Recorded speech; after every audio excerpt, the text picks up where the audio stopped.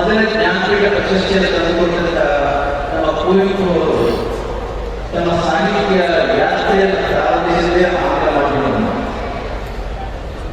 ಅವರು ತುಂಬ ಚಿಕ್ಕ ವಯಸ್ಸಿನಲ್ಲಿ ಬರೆದಂತ ಬಿಗಿನರ್ಸ್ ಮ್ಯೂಲ್ ಒಂದು ಸಣ್ಣ ಸವನ ಸಂಕಲನವನ್ನು ಅಲ್ಲಿಗೆ ಭೇಟಿ ಕೊಟ್ಟಿದ್ದಂಥ ಜೇಮ್ಸ್ ಸಸಿನವರಿಗೆ ತೋರಿಸಿದಾಗ ಮಗಳಿಗೆ ನಿರೀಕ್ಷೆ ಇದ್ದಂಥ ಪುಟ್ಟಪ್ಪನವರಿಗೆ ಕುವೆಂಪು ಅವರು ಆಗಿದ್ದಾಗ ಪುಟ್ಟಪ್ಪನವರಿಗೆ ನಿರಾಶೆ ಆಗಿದ್ದು ಅವರು ಇಂದು ನಾವೆಲ್ಲರೂ ಕೂಡ ನಮ್ಮ ಮಕ್ಕಳಿಗೆ ಹೇಳುವ ರೀತಿ ಇದೆ. ಅದು ಪುಟ್ಟಪ್ಪನವರಿಗೆ ಹೇಳಿದಂತೆ ನೀನು ನಿಮ್ಮ ಭಾಷೆಯನ್ನು ಬರಿ, ನಿನಗಿರ್ತಕ್ಕಂಥ ಶಕ್ತಿ ನೀನು ಭಾಷೆಯ ಮಾತೃಭಾಷೆ ಬರುತ್ತಾದ ಭಾವನೆಯನ್ನು ವ್ಯಕ್ತ ಮಾಡಿ ಬಂದುವ ಪುಟ್ಟಪ್ಪನವರು ಹೇಳಿದಂತೆ ನನ್ನ ಭಾಷೆಯಲ್ಲಿ ಶಬ್ದಶಾಸ್ತ್ರ ಜಾಸ್ತಿ ಇಲ್ಲ, ಛಂದಸ್ಸುಗಳಿಲ್ಲ, ಬೇರೆ ಬೇರೆ ಸಮಸ್ಯೆಗಳಿದ್ದಾವೆ, ಲಿಮಿಟೇಷನ್ಸ್ ಅಂತ ಹೇಳಿದಾಗ ಜೇಮ್ಸ್ ಐರಿಷ್ ಪುಟ್ಟಪ್ಪನವರು ಹೇಳಿದಂತೆ ಯಾವ ಭಾಷೆಯೂ ತಾನಾಗಿ ಶ್ರೇಷ್ಠ ಆಗಲಿಕ್ಕೆ ಸಾಧ್ಯತೆ ಇಲ್ಲ.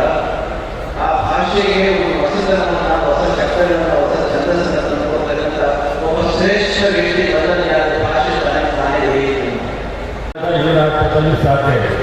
ಅದು ಕನ್ನಡ ವ್ಯಾಪಾರ ಸಾಹಿತ್ಯ ಪರಿಷತ್ತಿನ ಒಂದು ಸಮ್ಮೇಳನ ಬಿಟ್ಟು ಬೇರೆ ಯಾವುದೇ ಸಮಾರಂಭವನ್ನು ಇಂಥ ಒಂದು ಅಚ್ಚುಕಟ್ಟಾಗಿ ಮಾಡಲಿಕ್ಕೆ ಸಾಧ್ಯ ಇಲ್ಲ. ಅಂಥ ಒಂದು ಸಮಾರಂಭ ನಮಗೆ ಈ ಸಂದರ್ಭದಲ್ಲಿ ಸಿಕ್ಕಿರ್ತಕ್ಕಂಥದ್ದು ನಮ್ಮೆಲ್ಲರ ಒಂದು